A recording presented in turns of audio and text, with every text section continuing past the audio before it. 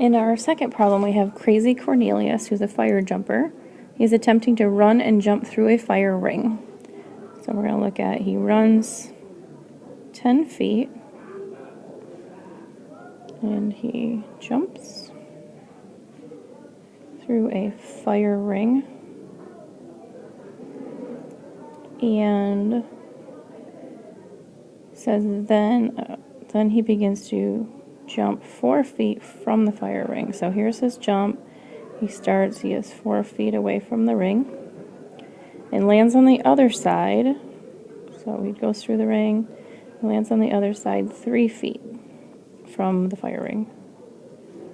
When Cornelius is 1 foot from the fire ring, at the beginning of his jump, he was 3.5 feet in the air. So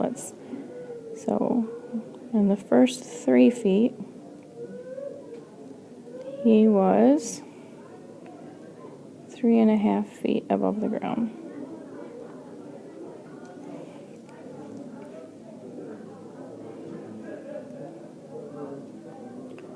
Because the fire ring, we said, was 4 feet away, so 1 foot earlier would be 3 feet. Write a function to represent Crazy Cornelius's height in terms of his distance, round to the nearest hundredth. So in this case, we are looking at the point where he jumped. So he starts off on the ground. So he is 10 feet from where he started, but he was 0 feet off the ground. And then at the end, we know that he is 10 plus 4 plus 3, so 17 feet from where he started back here. And he, again, when he lands on the ground, is 0 feet off.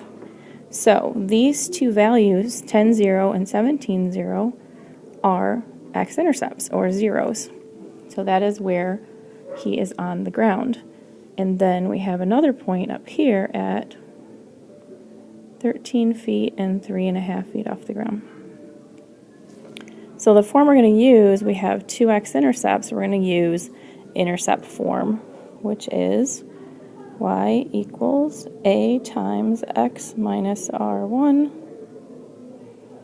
times x minus r2.